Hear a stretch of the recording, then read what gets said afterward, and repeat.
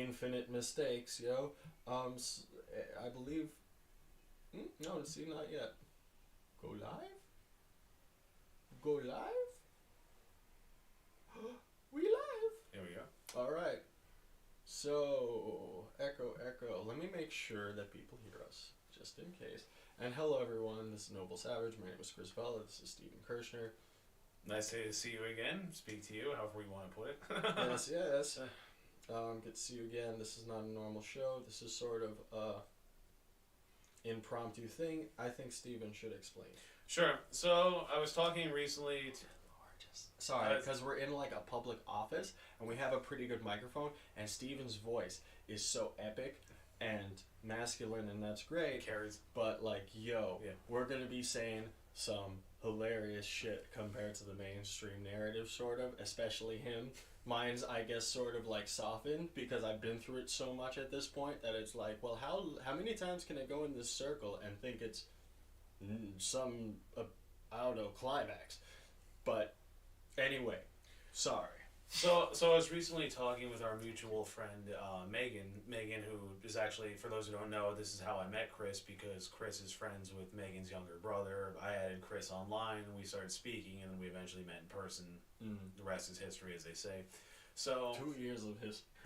So Megan and I were talking recently, and Megan, for those who don't know, actually went to school for gender studies, and it's interesting because she and I always debate these topics, feminism, the gender stuff, and all that. And I always think of her as one of the reasonable feminists that I know, because I met some hysterics, which was kind of the basis for this conversation.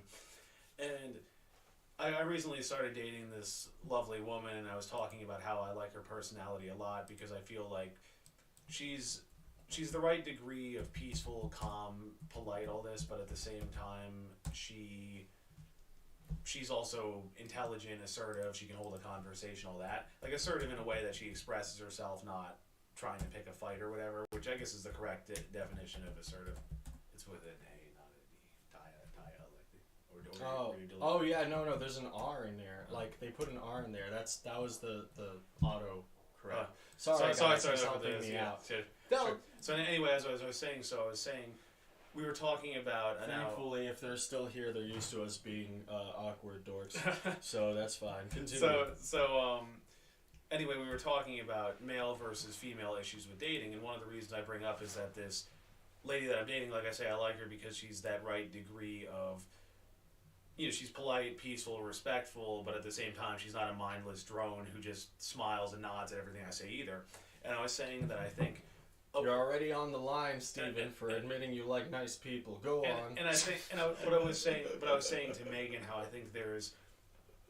I think that one of the issues is that there's been this lie, which I think feminists have pushed, but a lot of other women have bought into, even ones who don't identify as feminists. It's this idea that, men just want women who are mindless drones who just nod and smile at everything they say. And I was saying, no, we don't want that. We just don't want women who are difficult to deal with. And I had dated a woman for some time, and this was kind of my issue with her, because she was argumentative, always picking fights, all these other things. And I basically, when we broke up, I told her about this, and I said, and she got upset with me and said, like, guys just want an Asian who smiles and laughs at everything. And I was like, no, that's not the issue. The issue, we just don't want women who are constantly fighting, arguing, all that. We want women who are pleasant, fun to be around. Well, if I upset you, I'll fine. If I did something wrong, I'll apologize. But it's like, I don't want to be fighting constantly. It's not fun. And this isn't even any of my planned like concepts to do with this subject, right? But like, I've been with someone with what's it called? Borderline personality disorder. Okay. There are people that will start fights with you over little things, and you can't stop it. Like people who are insane, who are worried you're going to leave, so will kind of do things that make it so you leave. Sorry about that. I don't want to be impolite to them. No. Anyway, it doesn't matter. What I'm saying is, because I took the thing out of my ear. What I'm saying is, see, I already lost it because I'm... You were talking about being polite, and but people with the borderline personality disorder, so they want to pick fights. So because I don't know, but I assume that if you're constantly starting fights with me, you're trying to sabotage the relationship, and that like you kind of like want to break up with me or whatever, or whatever, And you don't kind of want to say it. You don't want to reject me, or you can't find like a reasonable, a logical reason to reject me. So you just kind of like start fight. And I've been with like 2 or 3 people that I think are like that weren't borderline personality. Like I'm saying, borderline personality kind of makes it so you end up doing it with people because you're most worried. It's like, honestly, if you hear about it, it's a fucking horror story. And I'm not talking about my experience, not that it's not the same, but I'm saying you could go to a textbook and they warn your ass. Well, anyways. Because, and I wanted, part of this discussion too was I wanted to address certain animosity I had towards feminism itself. Because as I said, I mean, I know Megan, I know a few other reasonable feminists. And Megan's amazing. She is. Yeah. And it's amazing that you tell me that she actually spent her whole college career studying gender studies, because she is such a sweet, amazing, understanding person. Yeah. And when I hear that, I would think like, well, I'm surprised this person isn't spending all of her time with a harpoon, following me in the street, trying to get me in the neck. Yeah. Anyways. But anyway, what I was saying is that I think that a lot of people, I mean, I think that feminist manosphere, you know, I'm gonna. Oh, I'm sorry. It's okay. I'm gonna criticize the manosphere a bit here too, because I have listened to a lot of the manosphere stuff as well, and I was thinking, part of my issue with both of these factions, and the manosphere itself is not a monolith. There's like. I'm literally trying not to offend the women nearby. There's like women scattered around, and men might offend them too. I don't know. But with the manosphere, I mean, there's MGTOW, there's red pill, black pill. There's all this stuff. But what I was saying is that my problem with both a lot of those manosphere guys and also the feminists is that they cherry pick the worst behaviors of the opposite sex. They pick examples of those, and then they hone in on those, and then they act like these are the norm. So like for like the manosphere guys, they act like, oh, women are just gold diggers who just want to get with rich guys, take all their money, and then destroy them in divorce court. But then the issue with the feminists, it's all men are just sexist. They're no less guilty of making it a power game and not a relationship. Yeah. That's kind of the realization I actually had. Not the realization, but I guess kind of the realization in like the last 24 hours when I was preparing to have this conversation. Because first off, you can call it feminism and you can call it like a philosophy that someone fucking came up with, but a lot of these philosophies, like for instance, if you look at Marxism, it just sort of codifies how you might feel in different, say, materialist or economic situations, and then tells you, well, this is universal and permanent and all this. And what am I trying to say?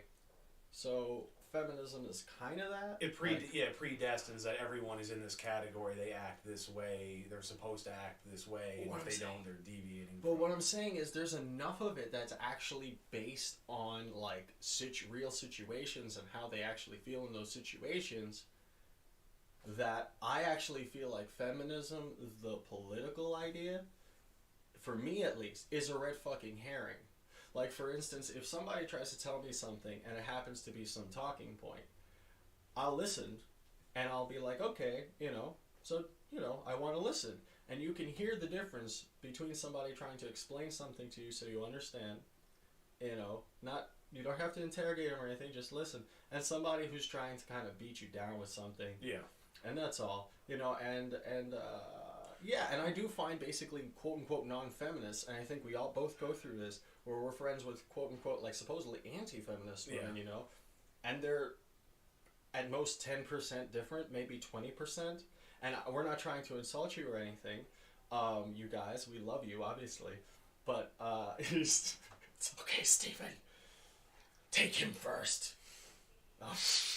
No, I was just looking up because I was wondering if that was open and they could hear us through there, and I'm like, oh, that's why I should not project. My voice carries too, so. Bro, so anyway, I can describe to you how like completely inconvenient this place is in terms of ceiling sound. Yeah. So if you think about it, sound can go through here, sound can go through there, that makes and sense. Each one of these connects to every office. Sorry, now I'm speaking really close into the microphone. It connects to every single office over here. Oh, wow. Like literally, so there's a room right over there, and if you listen real hard, you can hear him talking shit about you.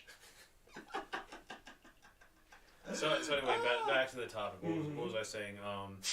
So part of it is, and it's, one guy, listeners, made the point that if you've grown up in the last 50 years or so, feminism has influenced your thinking at least to a degree.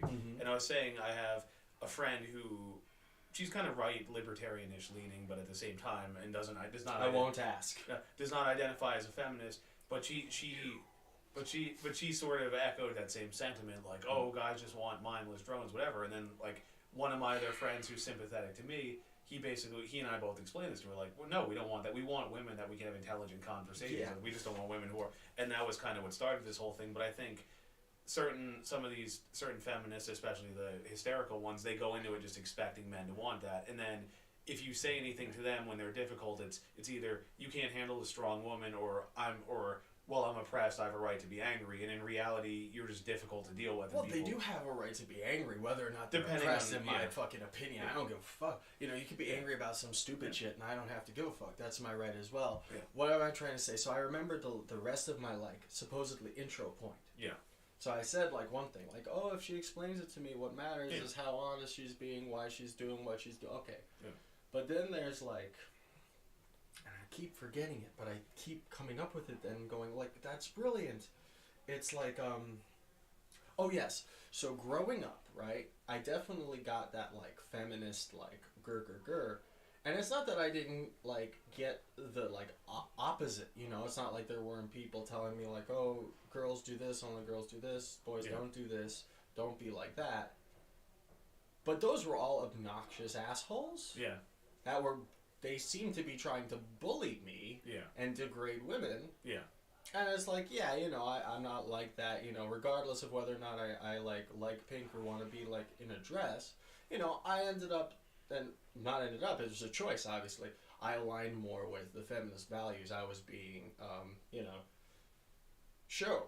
But what I'm trying to say is, rather than there being this and that, and, it being, say, rough or whatever, to me, the counterforce of this natural, this kind of what feminism really is, and not the political red herring that tricks us and makes us think it's a political problem when it's really maybe someone wants to be understood or appreciated. Yeah. They don't know how to communicate, or maybe they do, and we think because someone else makes it look bad on TV that someone saying something in front of us isn't telling the truth. But what I'm trying to say is, chivalry was just out of the fucking picture. Yeah.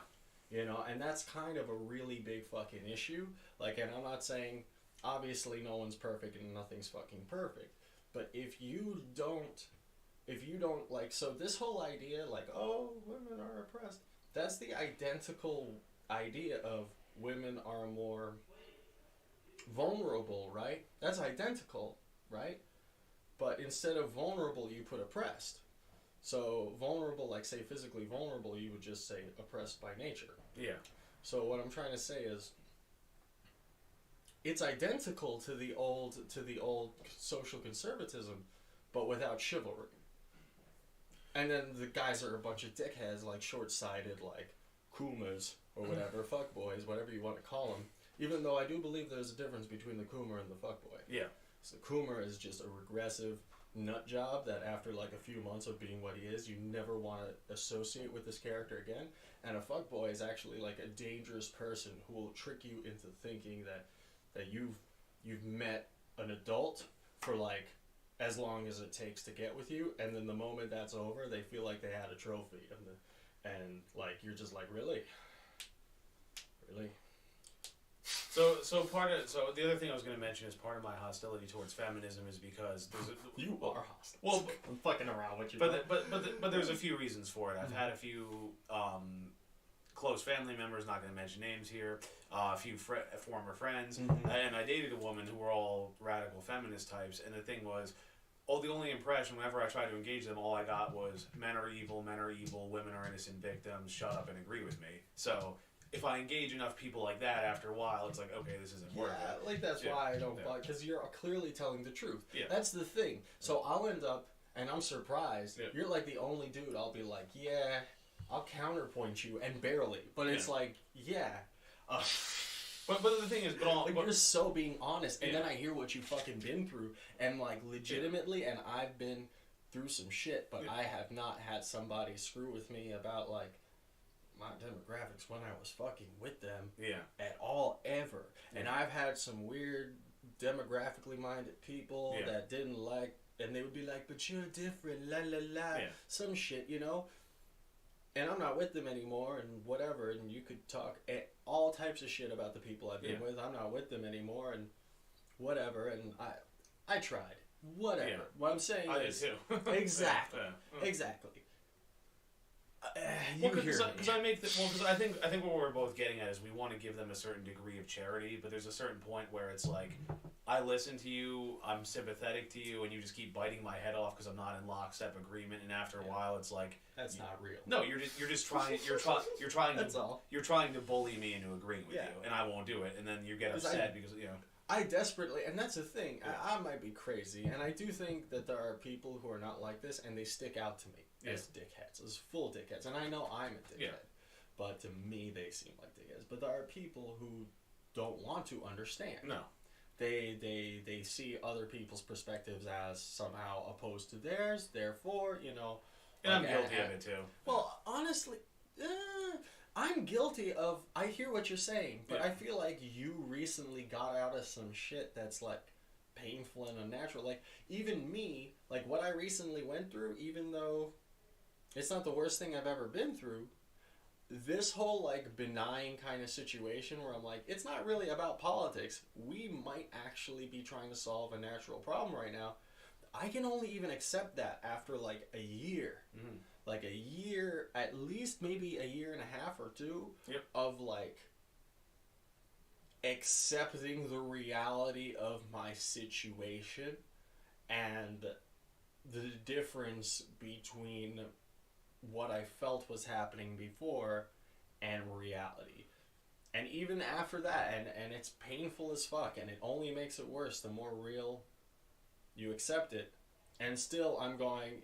That just proves that there's some shit that these people have codified into semantics, and we better not lose our minds in the semantics, because like you're describing, in fact, it almost sounds like, so from our perspective, we'll go like, okay, these people aren't always speaking logically, they're not even speaking objectively, they're kind of trying to express a feeling, and we don't understand. But when you say, oh, I like her to be respectful, I like her to be this, you're almost doing the same thing. Like, you didn't describe what was good. Yeah. Like, it's almost like if you wrote an essay and you just said, like, this is good. You almost did the same thing but I kind of understand you, and I'm trying to understand. You know what I'm saying?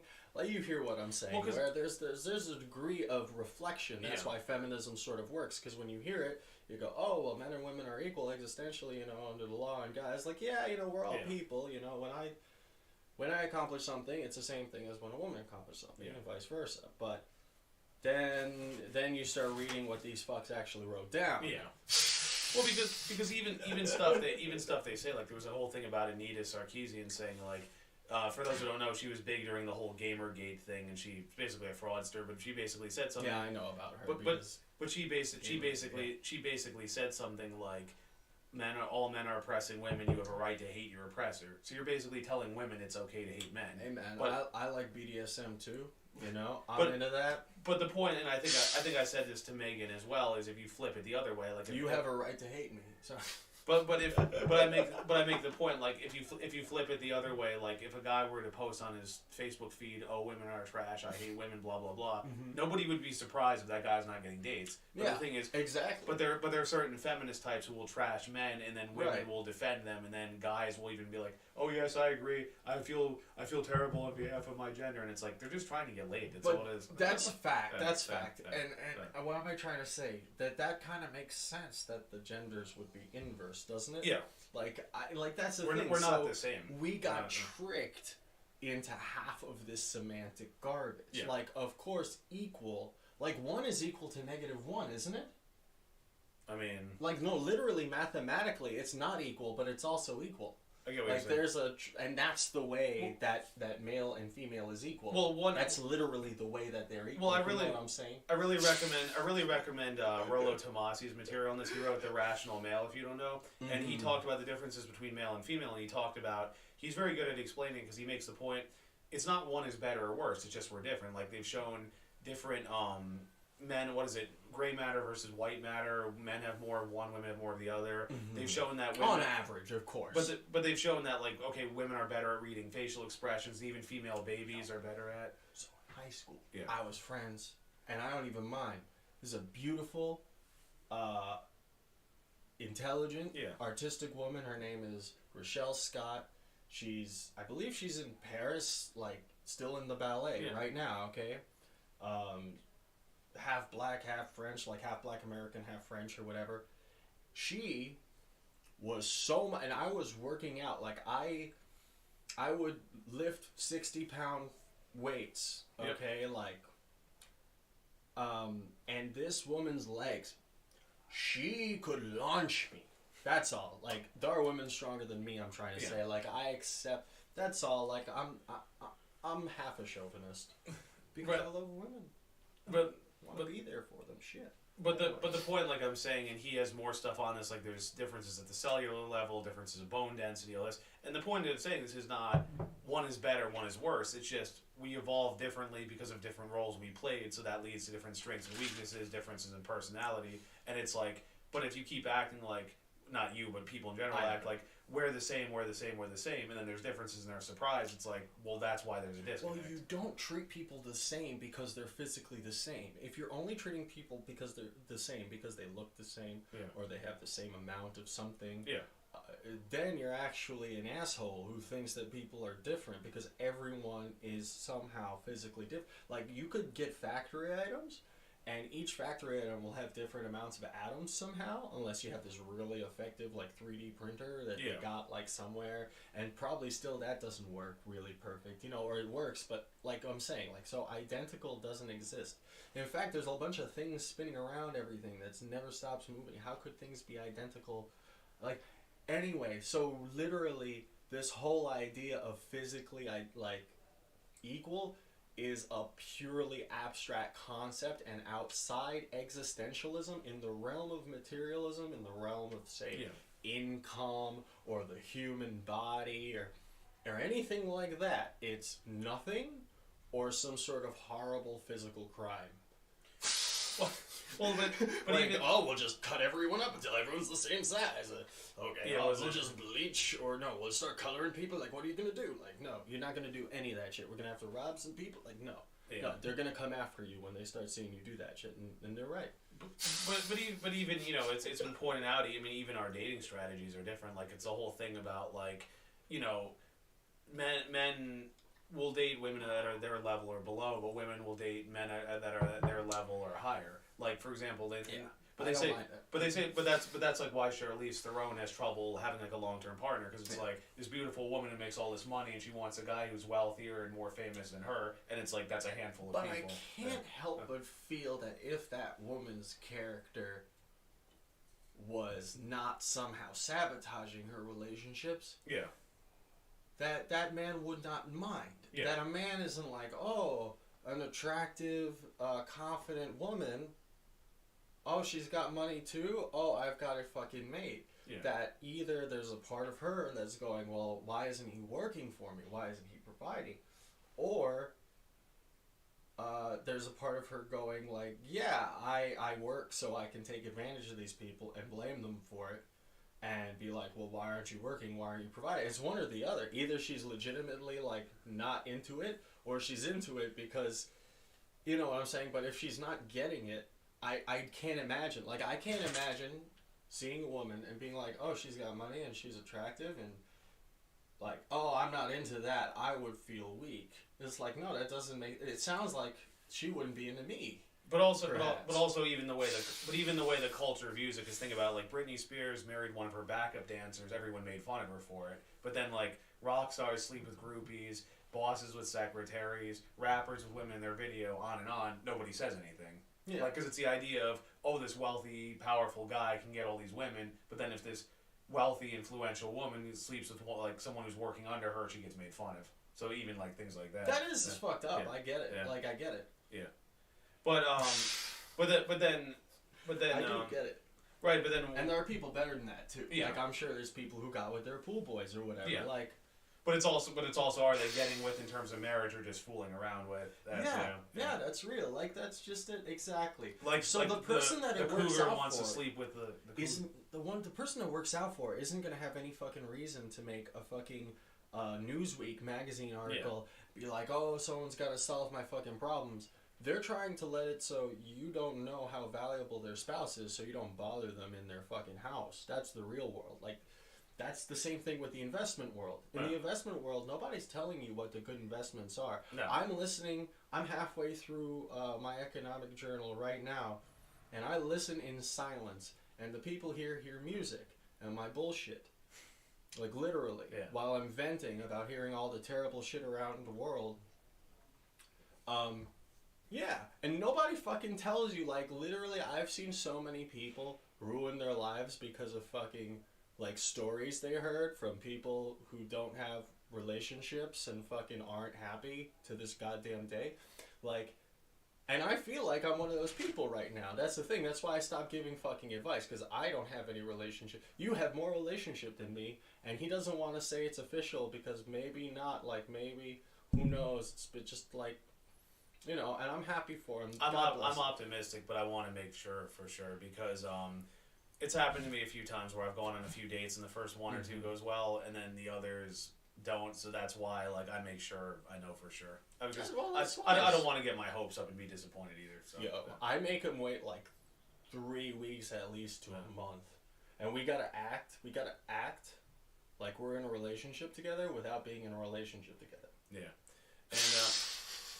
and if we can't do that, then there's no reason for me to fucking act like there's some word contract based on what. Well, so getting back to the whole point about income and everything. One of the points that often comes up in these manosphere discussions, and I wish I had learned this years ago because it seems very obvious now, is that modern women want traditional men, but they don't want to be traditional women. And they don't admit they want traditional men. No. And it's for the same reason they weren't allowed to admit they want men before. Yeah. Like, oh, you're weak. Oh, you must be. And they don't say whore anymore, except it to themselves and in whispers and shit. And I hear them. Or anyway.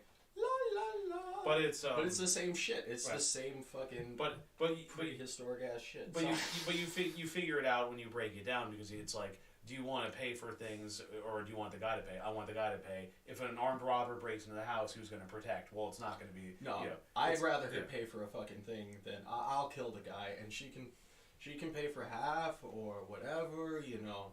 But the thing, I don't care. But then it's like, but they want those things, and then there's certain women like the boss babe types where they want to be the ones making the decision. I want a guy who's strong, confident, assertive, masculine, makes money, but then I want to basically rule him, and it's like those guys don't want to be ruled. That's the thing. So there's that disconnect, and then the guys who wouldn't. But a dominant woman doesn't automatically rule me. I've never had that imagination. No. See, that's the thing. So okay, and you have some like. You have like his parents, Steven's parents are still together. Like my parents are still together, and when I look at my parents, I honestly don't necessarily see, and this I don't know what it sounds like. I care a little bit, okay, but it's the truth. I don't see an ideal relationship. What makes it ideal is their endless capacity to accept one another. There you go, and that gives them. Kind of this extra kind of, let's say, reinforcement self-esteem to accept themselves, because they're accepting someone different than them and realizing how the same they are. There's kind of this psychological like natural thing that they're doing, and it's not like, oh, and because of this their lives are easier. It's like, oh, they're able to do hard things more effectively that hit us all. And because due to partnership, and again, I'm not describing anything close to ideal. I'm describing like, look, this actually makes the not ideal more sustainable. And believe it or not, there's never been an ideal thing in history ever, except if you happen to base your ideals based on something in history, and then. Well, anyway. Silas and I are discussing that book, which I highly recommend everyone read. It's called "The Marry Him: The Case for Marrying Mr. Good Enough," and it's geared towards women, but I think a lot of the advice is useful for men as well. And the book has a very provocative title. The author didn't like it, but the publisher made her agree to it. But basically, the book is making the case. It's not marry anyone who comes along. What it is you may not be meeting the right person because your standards are unrealistic or you're prioritizing the wrong things. So, for example, and if I may say, I notice it's more of an issue with women where it's, oh, I want this perfect guy who's, this tall, good looking, makes this amount of money, etc. And then if a guy doesn't measure up to that, it's, oh, he's not good enough. And then all this time passes and it's, oh, I can't meet good guys. Right. Yeah. And well, psychologically, I'd have to assume that person's making excuses not to get any, they just don't want to be rejected. Yeah. And but the thing anyway, that's just but the thing is, if you watch a lot of the single girl shows, they push this narrative like Sex and the City, Ally McBeal when that was on. It's oh, I'm dating this guy, and they dissect him, and it's, oh, I don't like this about him. Well, break up with him, find someone better. And the idea is eventually the woman finds the ideal guy. And the point the author is making, she brings up Sex and the City a bit, is that in reality, you could work with multiple people. It's just this one's going to be strong here and weak here. This one's going to be strong here and weak here. And it's a question of weighing the trade-offs. Yeah.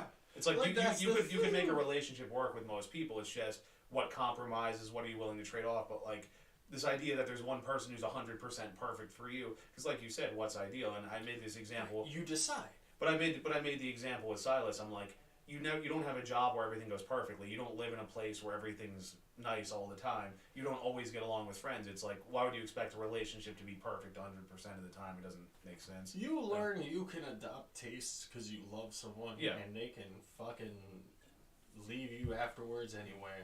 You can leave them afterwards anyway. You can adopt tastes for people you don't love just to prove that blah blah blah some trophy. And you'll leave them anyway, even due to your taste, because you don't give a fuck. Well, life is complicated. The book also makes the point, because the book is very well documented in research, and she interviews like marriage experts, matchmakers, psychologists, all these people.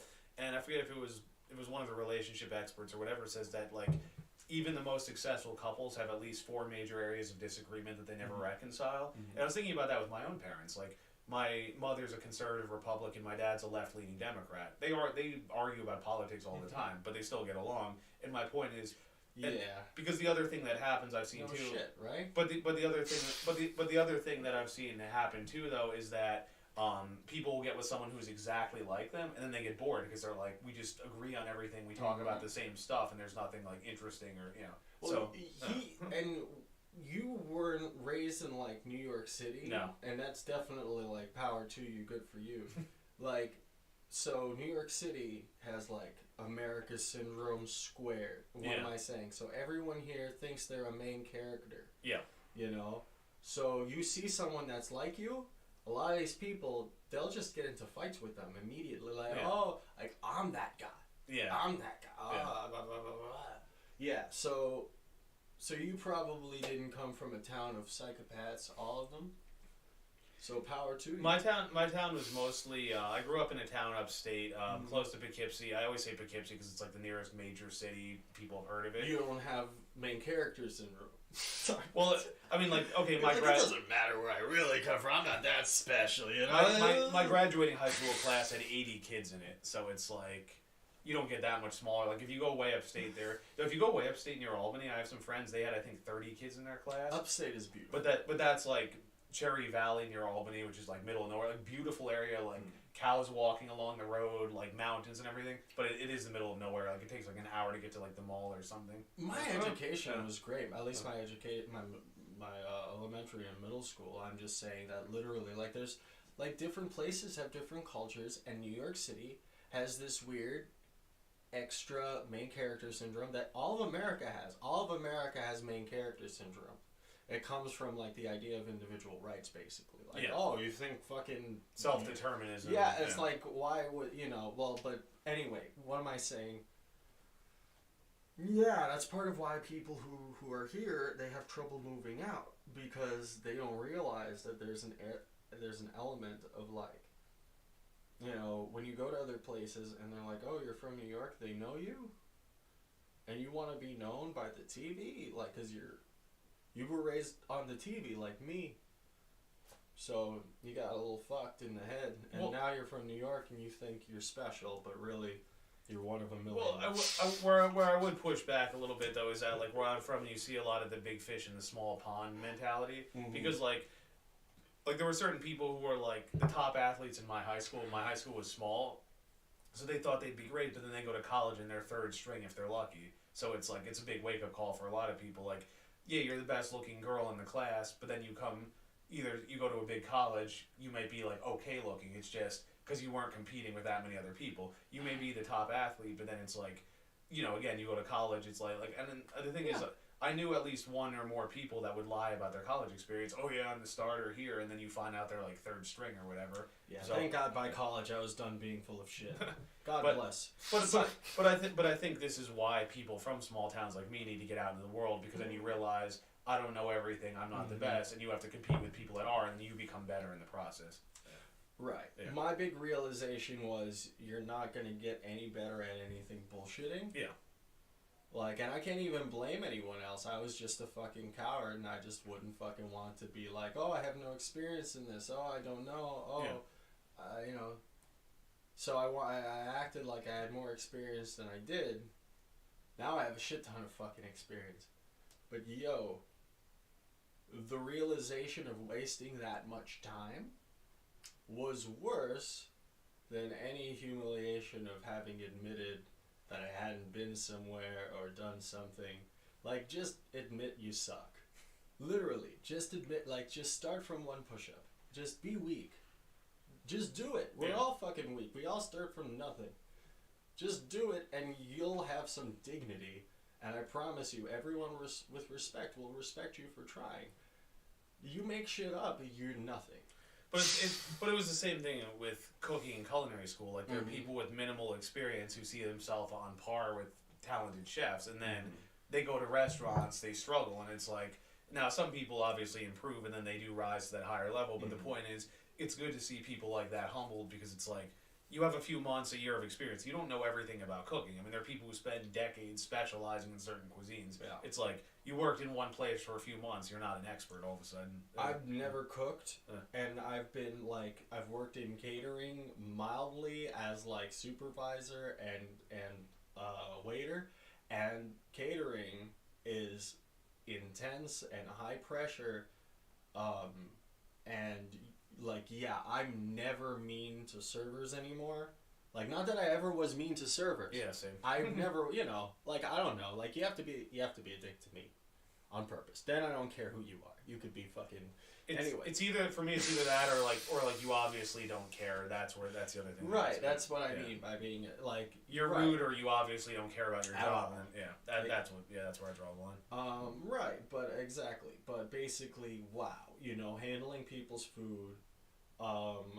time, weight, heat, and then the cook and the fucking manager who's like 50 or 60% of the time just fucking angry. Like, yeah. Oh, I've been there.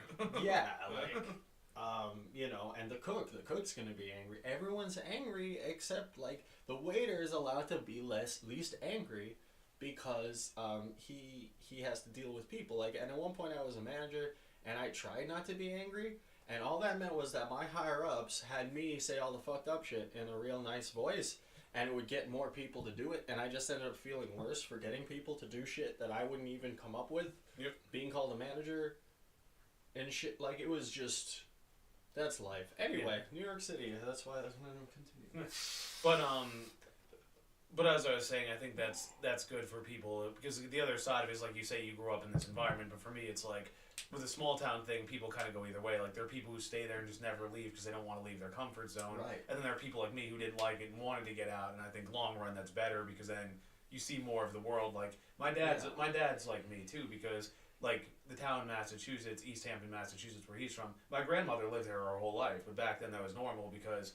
You know, okay, she grew up there, she met my grandfather, stayed and lived there the rest of her life. But my dad moved out because he worked for IBM and he moved around accordingly. But, like, I'm more like my dad. Like, I mean, I have lived in the city since 2009, so, and I'm, you know, probably stay here at least for the foreseeable future. But at the same time, it's like... Thanks for coming. We need sane people. Well, thank you. But basically my point is I did want to get out of that comfort zone. Like, I wasn't... Because, like, I knew people who, like... who are from the town, who stay in the town, who married other people from the town, who are sending kids to the same school we went to, and that whole thing just doesn't appeal to me. It's like, the world's a lot bigger than this town. You know? New York City is diverse enough that it can trick you into thinking you have the knowledge of people who travel. Yeah. That's the thing. And I'm from New York, and I can legitimately tell you that, like, first off, like, my social IQ would be halved if I didn't travel. Like, halved at least. Something like 40% if I never traveled and spent time living in places. Yeah. Let alone seeing different places and seeing how, like, wow, they're all different and they don't know they're different. They think everyone's the same like them. Like, they have our story like, oh, everyone is just like us. Yeah. Except just like us means something completely motherfucking different to them. And when you go over there and you have different values, they look at you confused. And it's not like, oh, and then we get into a fight. It's like, no, that's just life. Like, actually, that's everywhere. That's everyone you met. And you've been pretentious your whole life. And you thought you could read people's minds. And you're just incredibly shallow. And that's why you should travel.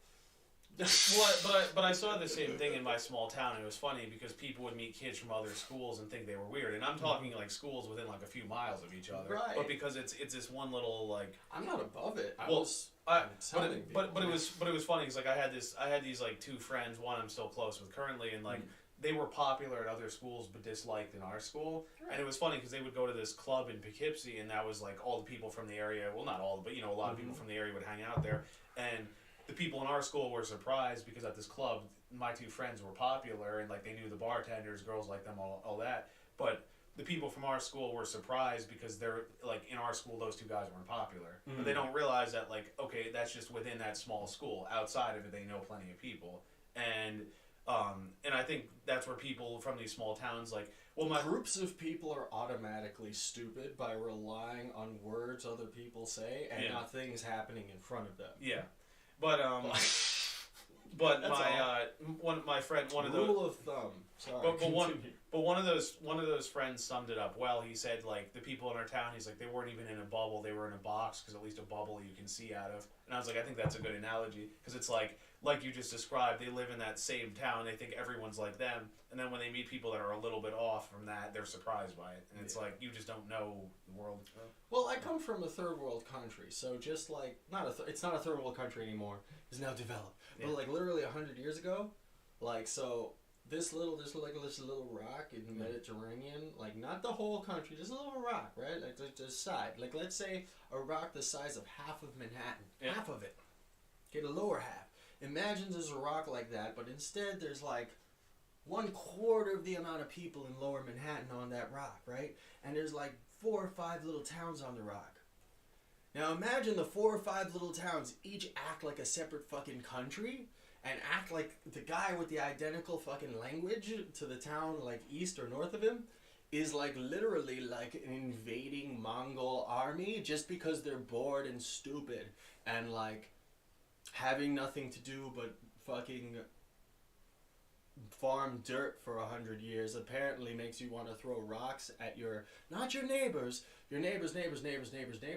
Like, it's so fucking stupid, like, and I have to look back in my gene pool and be like, ha ha ha. Like, but don't get me wrong, they mixed, all classes and races mixed with us. It's just hilarious because when you see groups of people, they settle in one place and they're like, oh, we're this, we're the, like, those end up being the fucking stupid fucking assholes somehow. And somehow the people who travel and, like, go everywhere, they actually end up, like, innovating and changing the world and all this. And people everywhere are different. Like, the world everywhere is different, like the climate. Well, because the thing is too, like I was friends with this other guy who was a class above me. Well, we're still friends, I should say. And he had a lot more friends than I did. He was more popular, but he was saying how it was weird how certain people from our town, he felt like they were in a cult because like what happened was he did some work after school and I guess he struggled for a bit and he actually got injured and then he had to support himself and while he was injured and all this, so he like it was a struggle and now he's married with kids. But all this time the people from our town are like, why don't you hang out with us anymore? He's like, well, I was struggling financially, then I got injured, now I'm married with kids. It's like, my life has moved on, but they act like he's weird because he doesn't want to hang out with them all the time. Like, we're not in high school anymore, guys. You know, come on. People are weird. Yeah. I do know a single guy, and I'm definitely not gonna say it. Not that he'll watch this, to be honest with you. He might. Yeah. But he legitimately like lived across the street from the high school, and he was like the leader. Well, I guess if anyone knows, they'll know. He's like the leader of like the Bloods or whatever in his school. He never moved. Like, that's his like career. Don't get me wrong, I'm not impressed. I am describing like, yeah, somehow that is true here, to the point where he was across the street from the high school and he's still there in the same spot doing the same stupid shit. Yeah.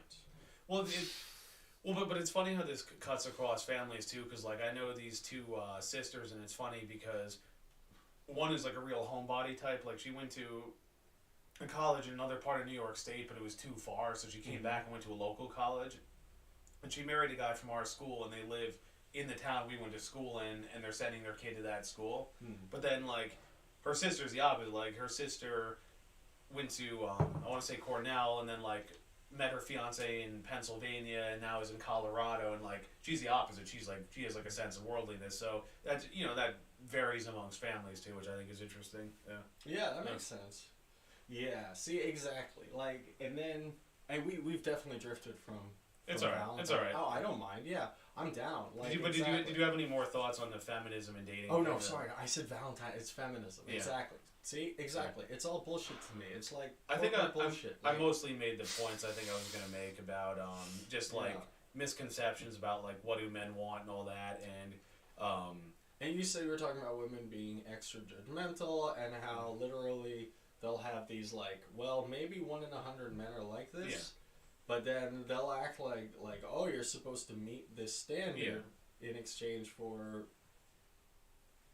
but it's also, I guess, high standards. I should want high standards. I guess that's true. Well, again, women date, sleep, and marry up, so it makes sense. The problem is when this gets kicked into overdrive and women have unrealistic. Not if you lie to them, Stephen. Just lie. What you do is you pretend you're up. And then you can change the statistics all by yourself. Well, Aaron Clary actually made a good point on this, because he made the point that how, and I discussed this with one of my female friends yesterday, actually, how the thing is... Hey, man, if you don't, they will. The people who don't give a fuck. Because, well, the point he was making is that certain women will want a rich guy... just don't. So you can laugh.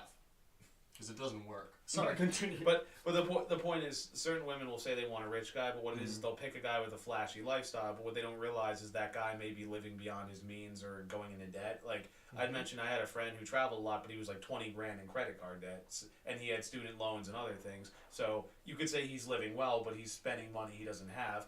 And then there are other people like my grandfather who... You know, he died, he left millions, but, I mean, he dressed casually, he ate pizza and fried chicken, he drank Yangling, like, you wouldn't look at him and think he's a rich guy, but that's what I'm saying, like, those looks can be deceiving, too, because you might think, oh, who's this bum, but then you find out, oh, he has all this money in the bank, and then there's someone... Which culture of rich people actually likes to show off their wealth flamboyantly? Yeah. That isn't from, like... What? Who? It's just the French. But it's also the old money versus new money thing. Like, old money still, like, I don't know, they have nicer clothes, but they're not, like, so flamboyant. Like, I think... It's supposed to be a gentleman and a lady and all that. Yeah, that's as far as it goes. Yeah. Anyway, sorry. Whereas, like, if you ever saw... Well, like for example, I just thought of the movie Titanic, and they talk about Molly Brown and how, you know, oh, there's that vulgar brown woman, but she's new money, so she's considered unrefined because... Yeah.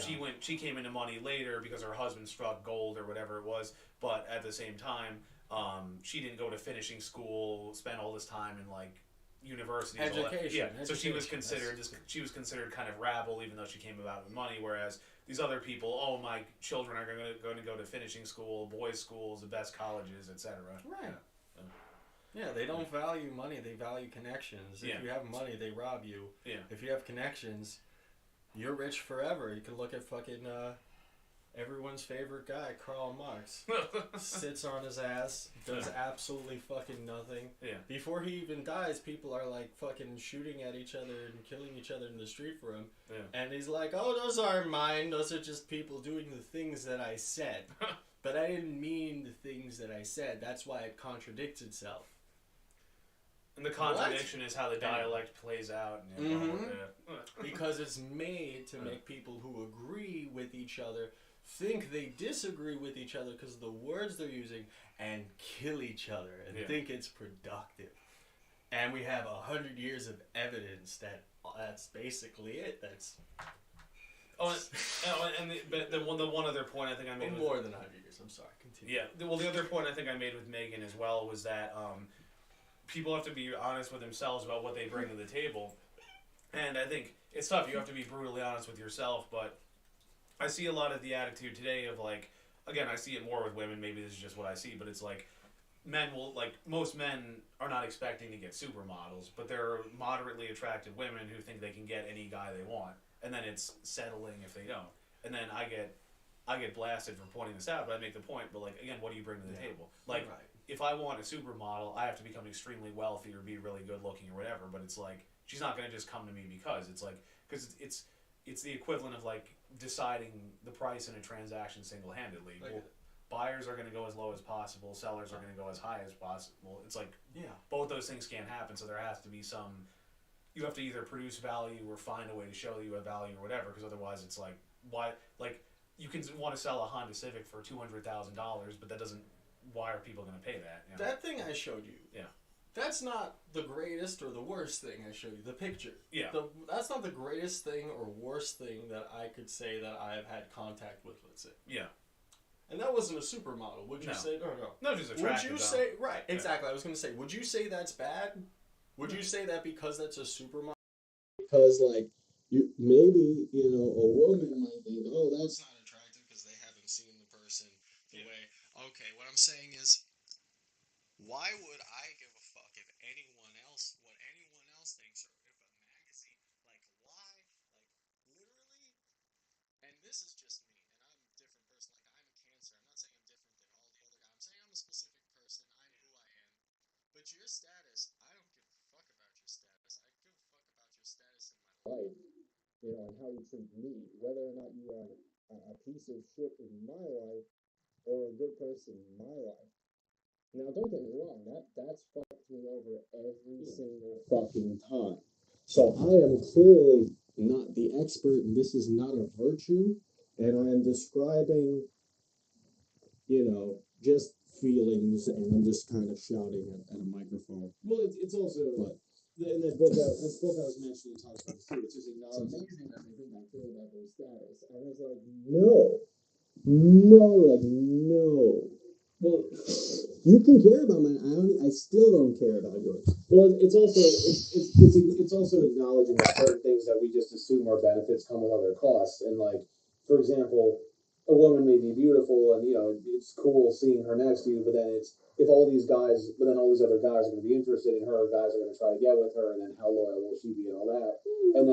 But then it's the same thing with certain men. Like, if a man is in high demand, you can. I don't mind if she wants status. I really don't. I like that. I like a strong woman. I like a woman that can dominate a situation. Again, it's about whether or not they're in conflict with me, especially if it's on purpose. And it's especially if they're trying to dick measure with me, because then, and we can make a joke, haha, dick measure. But then, like, no, then we're not even really in a relationship.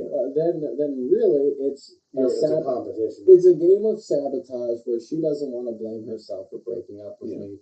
She wants to say that I did something, I offended her, and really, she's either not down for a relationship or she's not down with me, and for some reason doesn't want to say that. And it's like, don't get me wrong.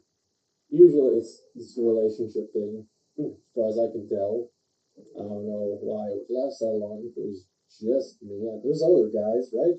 Anyway, but that's done-ish. We got 5 more minutes, I think. Yeah.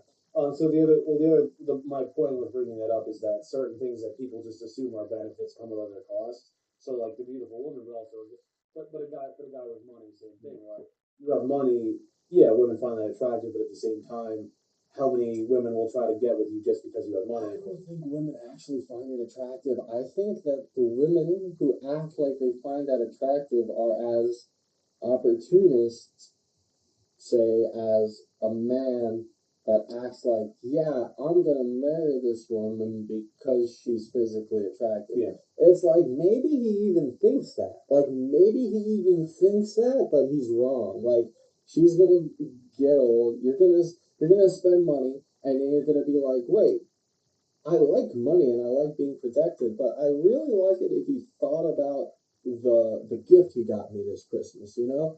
And he'll be fucking working for that money. 9 out of 10. I'm not saying it's perfect. Like Yeah. I try to take care of when I'm with somebody. You know, like I'll end up looking like that guy. You know, who's like, oh, you're just gonna buy me everything, and it's like, yes, but well, I do understand why she'd be like, well, you should put more work into it, you know, and that's why I try to. But I'm But again, it goes wasting back. my time all the time. But it goes back to again acknowledging trade-offs, and one of our mutual female friends agreed with me on this. Like it's the idea of if you get with a CEO, he's going to make a ton of money, but he's going to be working all the time. You get with a guy who's making moderate money, he'll have free time to spend with you, but you're not going to live in a mansion. You have to weigh those benefits. Yeah. And I think for many, the good scenario would be like an upper middle class where it's like, okay, the guy works a bit but still has enough free time where he can actually spend with you, but at the same time, like, okay, if you wanted a few kids, you can comfortably afford them, and it's not, oh no, if I miss a week of work, we're gonna starve, you know. Like really, exactly. So we just forgot everything that actually mattered, and we made it into this petty dick measuring game of like who's better. Why doesn't equal mean equal? Yeah. You know, and don't get me wrong, I'm not like there's places all over the world where people are not treated the way I'd like them to be treated, including for gender reasons. And that's real fucked up, actually. Super duper extra fucked up, and brings out a real fucked up, say, Western chauvinist part of me, you know, believe it or not. But, here we fucking are. One point, one of my friends pushes back a little on this stuff, is he's saying that you don't want to reduce it to the strict formula because then you're doing dating as a numbers game, and that just makes it a very collectivist thing. We have to look at individuals, and I do agree with that. But then what I also say is I think things fall within certain parameters. Are like a woman is more likely to pick an upper middle class guy than a broke guy. Well, no shit. I should hope so. Isn't a middle class just someone who can afford a home and therefore shelter children? Yeah. Like that's a thing. So it's like it's become offensive to be like, well, parents exist. Like that's it. Like because the government wants that job. And the thing is too, like again, the same thing with looks. And again, it's been shown that men aren't as picky, but it's like I don't have to have a woman as a supermodel. I mean, the lady I'm dating now, I think she's very cute. I mean, I've dated attractive women too, but my point is like I don't have to have a woman. Seen what you mean. But I don't have to have a super like that's what I'm saying again. I prefer the kids meals. But again, this goes to my initial point of if you reduce it entirely to this formula, it becomes too rigid, and it's like then that's a collectivist mentality rather than okay, let's look, and then this one's cute but has a better personality. This one's easier to get along with. This one, you know. And I've lived my life by the formula, and it makes you sad. Yeah. It makes the most gloriously like sensually things not satisfying and like I cannot there's no reason for me to lie to you about it. If I wanted those things I would just say, hey, they're satisfying, come over there, go over there, and you'll get them. Yeah. And you know it's easy, it's real fucking easy. And they're not, like it's super depressing. It's actually like it actually makes me look at nature fucking super duper sideways, and all like the reflexes that especially men have. It makes me look at it fucking crazy sideways because it's like, yeah, you can actually hit all those targets, and they are kind of like Darwinistic, you know, natural targets. That it's not that you don't have them. It's not that they made up the whole story of like, yeah, you wanna get like. Part of me is proud. Like I've been with. Every once in a while, I'll say the fucking number, and I almost feel ashamed. Yeah. Not almost. I feel ashamed of knowing it off the top of my head. It's 19, I think now. Mm. Yeah, if I count the last one, which I never want to count as being over, I guess, but that's so depressing. 19. So part of me is still an animal and is proud of that, and I just condescend to that person. Yeah. Because he's a fucking idiot. Okay? Yeah. Like he is. Like it's over, guy. You don't even want it anymore. You're proud. You're already done. Like, what are you proud of? Nothing. Anyway. I have not much more time. Yeah. Thank you for dealing with us, guys. By the end of that, thanks. Hope you enjoyed it. Megan said she'd listen to this. Hopefully, I'd be curious to hear any feedback anyone has. And I'm gonna send this to somebody I was talking to a little while ago. I asked her. This is what I asked her because I felt like, and maybe it's gonna be a real stupid question, right?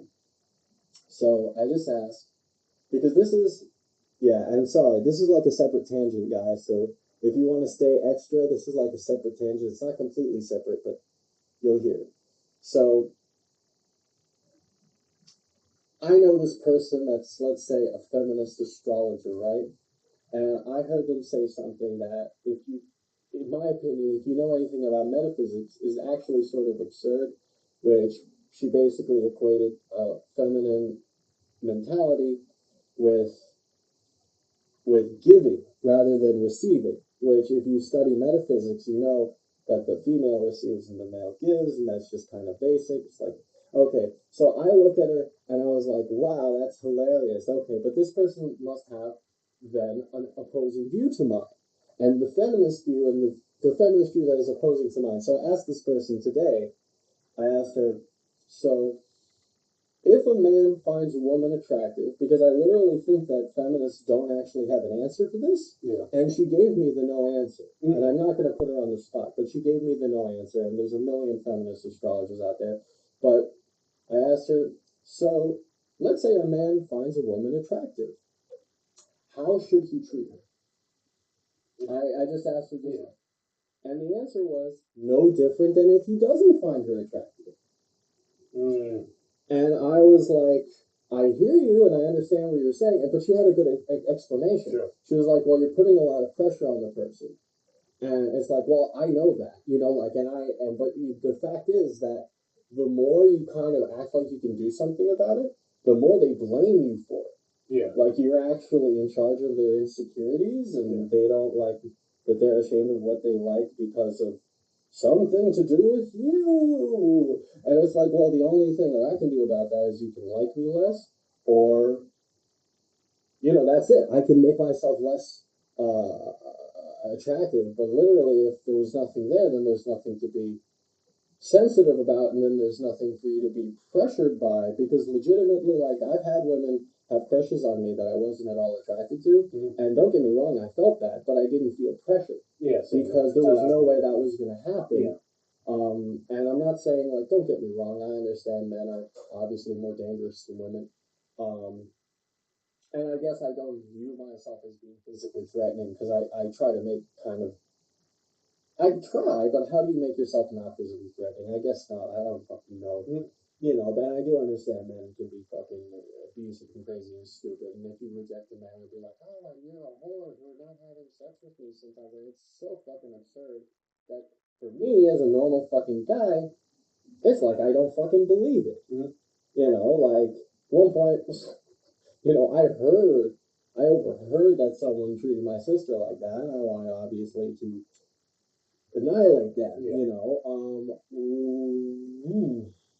What do I say? Like, what am I saying? So I asked her this question, and she says, "Well, treat them no different than the other person." So first off, that itself is a complete abstract. They have no idea what the other person gets treated by. Yeah. Like, it implies that, like, it's like, oh, it's like if I get paid more than you, Stephen, right? And I'm scared that you'll notice. You'll bully me when the boss isn't around. Yeah. So I blame the boss. Oh, I don't want to get paid more. Yeah. Oh, and it's like literally, like, do you really give a fuck what those people nearby think, huh? Like, and this is just me talking to somebody, like, I've spoken to her like 3 times. She's really sweet. In terms of an individual fucking person.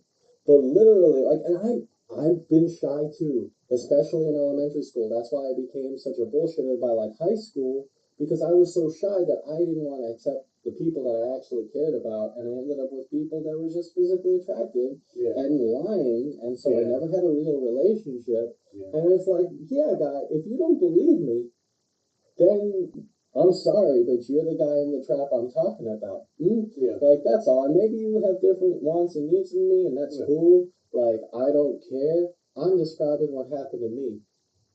If you think that sounds good, too good to be true, thank you. You know, I like me too sometimes, but it's really not. It's really fucking like depressing ass goddamn life sometimes. But literally, like I said, I have shit to look back on, and I can literally ask the fucking person, like, so how is this supposed to be done right? And the answer is you don't do it. That's scary. Good things are scary. And I ask the person back. So let's say, like, how does this work out? How is the person supposed to do it in such a way that you don't describe? And if the only thing that's allowed is not expressing what is specifically someone, you know, valuing you in one way or another, valuing you as opposed to the lack of you, then how can this amount to anything but you getting a steady, stream of people who don't value you? That's all, because that's mathematically that's it. Like, if X can only be, well, he acts like he doesn't value me, you're either gonna get, and I've been this guy, okay? Like I said, I used to be full of shit. So I've been the guy who acts like he just doesn't value the person at all and will be with them for years, literally. Literally. And fucking guess what? By the end, you're like, she doesn't know I care about her. And it matters. It doesn't matter. Like, you could be the best actor on earth and it sucks ass. And then, let's say you go the opposite way. Like she said, oh, you're acting like you like me. It's not even nice guy syndrome. It's like, oh, this guy values me. Like, nice guy syndrome is real. These nice guys, these guys are full of goddamn shit. Like, you cannot describe or imagine. Like, but literally, a guy that likes you, that's just like, what? Neither here nor there. He probably likes a whole fucking bunch of girls. Maybe if you like him, do something, and if you don't, that's good. Like, go on with your life. But it's really, there's nothing to be, unless, like, really we're not trying to be feminists. We're trying to be, like I'm saying, like what I come from Catholics. And yes, all sexual attraction is very dramatic. The human body is dirty, and and I come straight from there. Like, I can tell you about it. We can go back and we can call it progress all you want. That's my conclusion. How do you feel? I think that's about it. I think I covered all the points that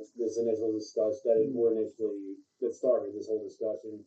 Don't have much else to say. Again, I'd be curious if anyone pushes back against what you say. I don't say push back. This will be fun. I love it. Okay, cool. In a comedy. Don't suicide bomb. I love you. All right. Have a good day.